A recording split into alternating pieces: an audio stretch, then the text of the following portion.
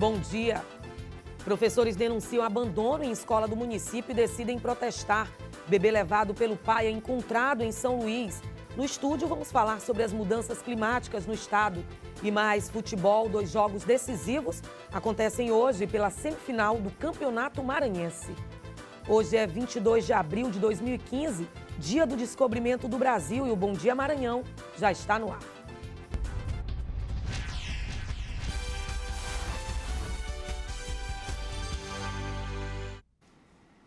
E o Bom Dia Maranhão desta quarta-feira começa falando sobre o retorno às aulas nas escolas públicas municipais depois do feriado. Mas no bairro do Quebra-Pote isso não vai ser possível. É que professores devem realizar um protesto exigindo melhorias na escola. Vamos ao vivo saber mais sobre o assunto com o repórter Eduardo Ericeira. Ô Eduardo, qual a situação dessa escola lá no bairro do Quebra-Pote? Bom dia.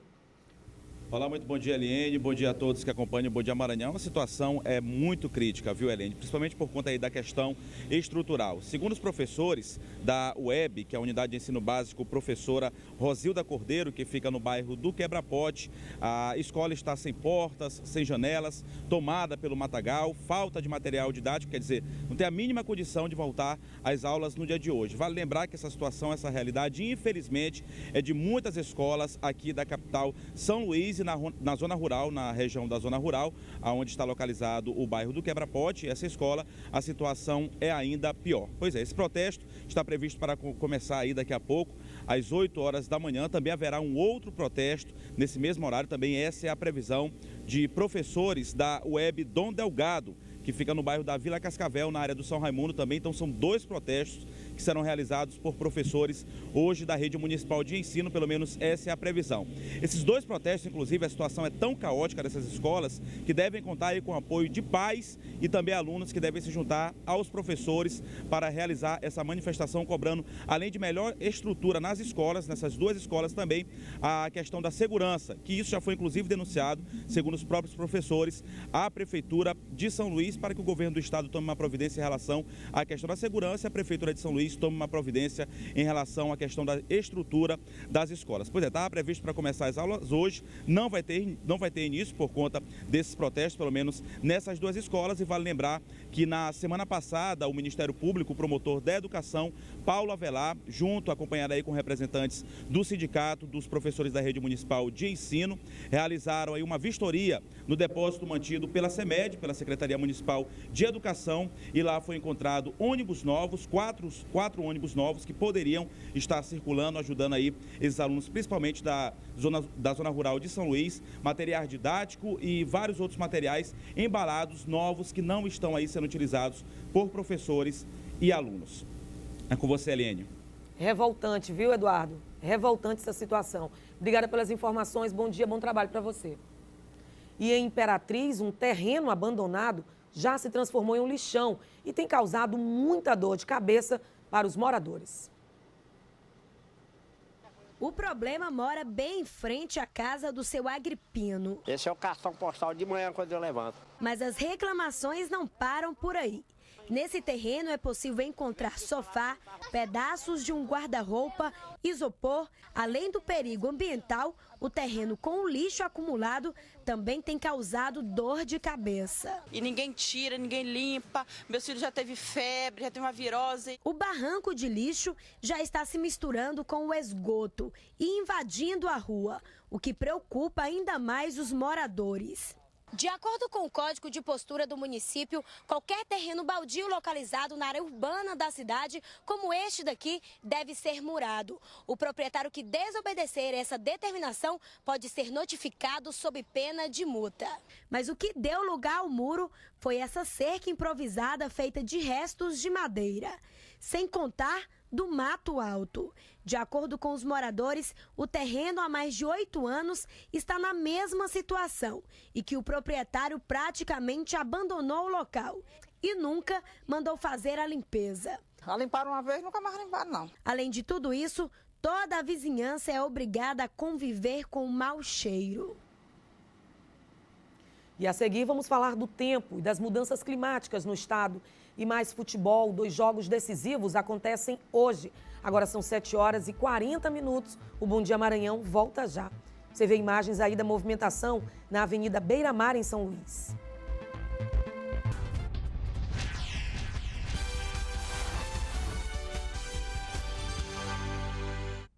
E vamos voltar ao vivo com o repórter Eduardo Ariceira para falar agora sobre um bebê que, graças a Deus, foi encontrado depois de passar mais de 2 meses desaparecido. Não é isso, Eduardo? Uma boa notícia, enfim. Bom dia novamente. Olá, Eliane, bom dia a você também.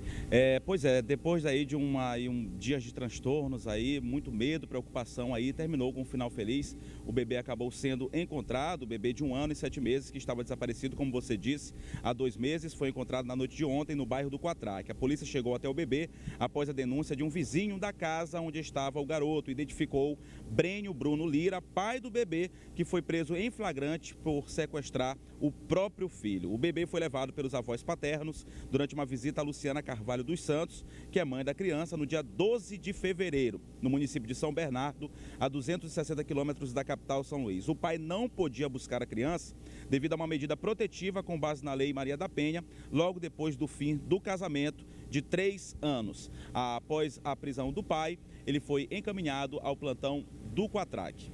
Voltamos com você, Helene. Obrigada, Eduardo. Bom dia. Obrigada pelas informações. E olha, as fortes chuvas que têm caído em todo o estado têm trazido graves consequências para a população. Em São Luís, moradores contabilizam prejuízo por conta das chuvas excessivas. E para saber mais sobre essas mudanças climáticas, eu converso agora com o meteorologista da UEMA, Márcio Eloy. Bom dia, seja muito bem-vindo ao Bom Dia Maranhão.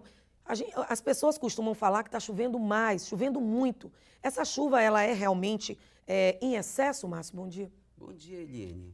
Bom, infelizmente a gente não está ainda dentro da climatologia, né? A climatologia para São Luís é bem superior ao que nós temos verificado. Por exemplo, até o momento choveu apenas 227 milímetros, ou seja, caíram 227 litros para cada metro quadrado da cidade. E o normal é que chova 475,9 milímetros, ou seja, choveu apenas 47,7% do que nós estávamos esperando. Essa última chuva, inclusive a chuva de domingo, trouxe muito prejuízo, principalmente aqui na capital. Choveu quanto no domingo? Essa chuva do domingo, ela foi uma chuva com um número muito alto, por exemplo? Olha, nós contabilizamos lá no laboratório de meteorologia pouco mais de 30 milímetros no domingo. E a gente tem registros históricos que contabilizam mais de 100 milímetros em um único dia. Então a gente percebe o quê pelo evento desse ano? Que a cidade não está preparada para a climatologia alta do período chuvoso. Crescimento desordenado, por exemplo, crescimento urbano pode inclusive estar atrapalhando, né? O mau planejamento urbano já sinaliza o quê? No ano em que nós tivermos 475,9 milímetros em abril ou 475 litros por metro quadrado de área em São Luís, nós teremos transtornos bem maiores. Então é preciso fazer um replanejamento urbano urgente para que a gente continue, esteja adaptado à nossa climatologia. Umas situações, inclusive, inusitadas nessa chuva de domingo, como uma pessoa que conseguiu passear com o caiaque em uma dessas ruas do bairro de São Francisco. E aí é por conta desse planejamento, né, ou da falta de planejamento. São Luís realmente não está preparado e qualquer chuva, uma chuva um pouco mais intensa, esses problemas já começam a aparecer. A gente já vem enfrentando, né, nós temos alguns exemplos como São Paulo, Rio, as grandes metrópoles, que a urbanização é um pouco mais antiga do que a nossa, os impactos são maiores. Então também aqui em São Luís talvez vivenciemos nos próximos anos, se não houver uma medida, né, alternativa para a nossa condição, a nossa adaptação, a gente venha sofrer consequências também graves aqui em São Luís. Com relação aos municípios do interior do estado, tem algum município que está chovendo mais também, que é uma situação, poderemos dizer assim, um pouco mais complicada ou chega a ser preocupante? Olha, Dos municípios que nós temos aqui, dados, Zedoca é o município que está mais próximo da climatologia. Já choveu 264 milímetros, quando a climatologia é de 291,6. Portanto, 90,5% do esperado, né? A Açailândia já está com 75,1% da chuva do mês. Balsas que está pior do que São Luís um pouco, com 26%. E São Luís, 47,7%. Do esperado no momento. Agora, repito, né? Em anos anteriores, a gente teve chuva superior a 100 milímetros. Talvez a gente se aproxime ainda mais da nossa climatologia ainda esse ano, porque no momento nós temos a zona de convergência intertropical duplicada aqui no hemisfério sul. E entre 1 e 3 graus sul, existe a atuação da zona de convergência intertropical. Ô, Márcio, aí você fala dessa zona de convergência intertropical, a gente fala muito sobre ela, mas muito pouco se sabe. Explica pra gente de maneira objetiva o que vem a ser essa zona de convergência intertropical. Olha, a zona de convergência intertropical é a convergência dos ventos alísios que vêm do hemisfério norte e do hemisfério sul. Eles se encontram trazendo nuvens, geralmente formado por nuvens cumulonimbus. Confira agora a previsão... Não, escuta, eu não entendi, só um minutinho, só para ficar claro. Quer dizer que essa zona de convergência intertropical, ela interfere, sim, diretamente? Olha, ela é o principal sistema causador de chuvas no centro-norte do estado do Maranhão, inclusive São Luís. O que acontece de chuvas anualmente aqui mais de 70% é contribuição da atuação da zona de convergência intertropical. Agora tem um outro dado também, que é com relação às verduras e legumes, que a gente percebeu que os preços estão lá para cima. Isso também é uma influência das chuvas? Com certeza. Aqueles que aqueles que estão sujeitos, né, ao alagamento e tudo, que estão comprometidos com excesso de chuva, com certeza a gente tem um comprometimento da qualidade desses hortifruti grangeiros produzidos aqui próximo a São Luís e nos municípios onde está havendo bastante chuva. Tem uma expectativa de chuvas em locais onde chove pouco, por exemplo? Como é que tá? Qual a expectativa, principalmente para essas últimas semanas do mês de abril e até, de repente, começo de maio? Como eu falei, eu acho que até agora no estado, poucos municípios alcançaram a climatologia. Então, a gente ainda está aguardando alcançar a climatologia. Então, na verdade, para esse ano, é a questão da adaptação, né, à nossa quantidade de chuva. O quantitativo de chuva no Maranhão e em São Luís é bastante acentuado em relação a outros estados do Nordeste do Brasil, por exemplo. Um outro problema, não sei se seria exatamente um problema, uma preocupação também, é com relação à quantidade de raios e trovões. Isso é preocupante, Márcio?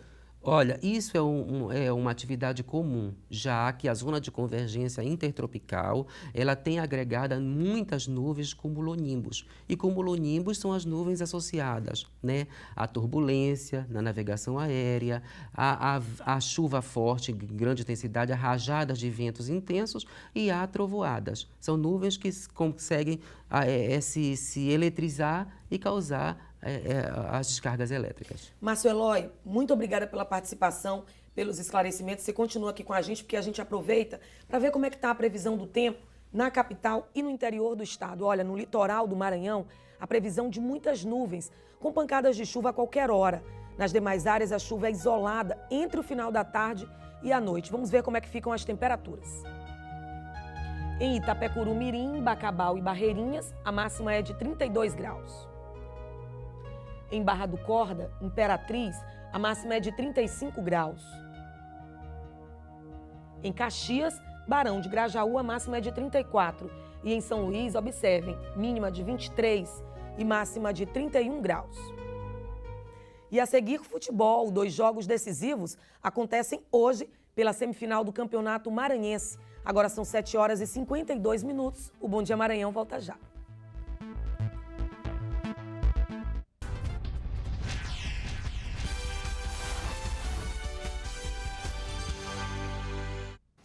Economia. A Bovespa teve queda de 0,36% aos 53.761 pontos. No mercado de câmbio, o dólar teve queda de 0,46% e vale R$ 3,02. O peso argentino teve queda de 0,06%, cotado a 34 centavos. o euro teve alta de 0,36 e vale R$ 3,27. E aberta em São Luís uma exposição sobre o rock nacional que reúne um acervo único e 100% original composto pela famosa Calçada da Fama do Rock. A exposição é uma viagem pelo ritmo, que possui milhares de amantes. Através desses painéis, é possível conhecer o perfil além da trajetória de artistas que ajudaram a introduzir e a propagar o rock no Brasil, como, por exemplo, os Mutantes e até Ney Matogrosso, quem atualmente comanda as festas como Skank e Jota Quest.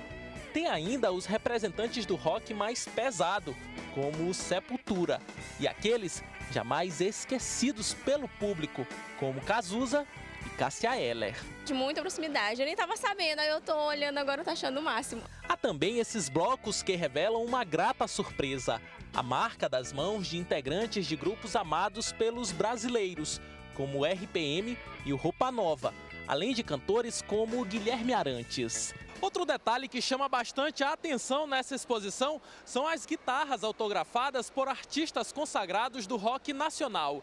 Essa aqui, por exemplo, leva a assinatura de todos os integrantes da banda O Rapa e também do Charlie Brown Jr. Aqui abaixo, um detalhe especial, a assinatura do inesquecível Chorão. Dá para conhecer e para quem gosta, eu toco violão, mas eu gosto, me chama bem a atenção. Além de adultos, a exposição que segue até o dia 3 de maio nesse shopping center da capital atraiu também a atenção de crianças, como a da Isabela e da amiguinha dela. Estou conhecendo um pouco das histórias, muito legal, eu não sei nem o que dizer. Que bacana. E agora futebol, hoje é dia de partida decisiva pelo Campeonato Maranhense. Vamos falar aqui com o Garcia Júnior, nosso comentarista esportivo, que sabe tudo de futebol. Garcia, a expectativa para o jogo de hoje entre Sampaio e Moto? Sampaio e Moto, vamos ter também Imperatriz e São José. Ou melhor, São José e Imperatriz, já que o mando de campo é do São José. Como é que está a situação para esse jogo de hoje entre Sampaio e Moto? Tem algum favorito? Tem, o Sampaio venceu a primeira por 3-1. Para que perca a vaga, ele precisa perder por uma diferença de 2 gols. Né? Quer dizer, ele pode empatar, pode perder por 1-0, por 2-1, que não tem problema, ele passa para a final. Já o Imperatriz, ele é mais reverteu complicado. A vantagem. É mais complicada a situação, porque ele perdeu de 4-1 para o time exatamente do Imperatriz. Quer dizer, o Imperatriz pode perder de 2, de 3, que mesmo assim, 3 no caso não daria, mas 2 ele também pode perder. São 2 jogos muito difíceis. Então, no jogo entre Imperatriz e São José, quem tem a vantagem é o Imperatriz, que reverteu venceu 4-1, venceu de 4-1. Expectativa de jogo, de um bom jogo hoje. 2 jogos maravilhosos para você. Um no Castelão, 20 horas, e o outro 20 horas lá no Dário Santos, em São José de Ribamar. Ok. Não temos mais tempo. Bom Dia Maranhão termina agora. Outras notícias, corre lá no portal edifusora.com. Tchau.